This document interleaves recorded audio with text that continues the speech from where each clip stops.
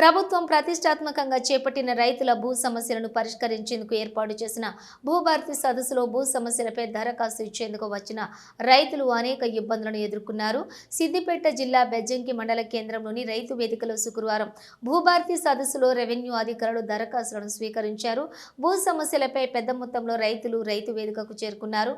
అధికారుల నిర్లక్ష్యం కారణంగా ఒకే కౌంటర్ ఏర్పాటు చేసి దరఖాస్తులు స్వీకరించారు. దీంతో రైతులు గంటల తరబడి నిరీక్షించారు. రాత్రి 7 గంటలు కావస్తున్నప్పటికీ రైతు వేదిక మొత్తం రైతులతో నిండిపోయింది.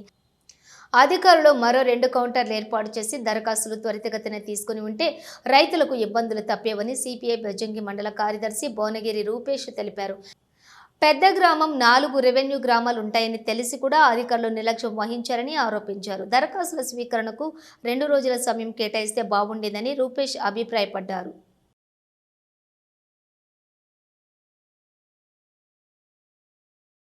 ప్రభుత్వం ప్రతిష్టాత్మకంగా ఏర్పాటు చేసినటువంటి రెవెన్యూ సదస్సులో మరి రైతుల సమస్యల పరిష్కార ధ్యేయంగా నిర్వహించడం జరిగింది.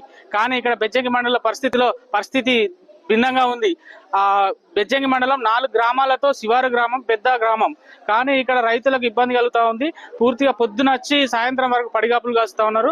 ఇక్కడ ఉన్నటువంటి స్థానికంగా ఎంఆర్ఓ గారు ఒకటే టేబుల్ ఏర్పాటు చేయడం వల్ల రైతులకు తీవ్ర ఇబ్బంది కలుగుతుంది. ఇలాంటి పునరావృతం కాకుండా మిగతా గ్రామాలలో చూసుకోవాల్సిందిగా కోరుతా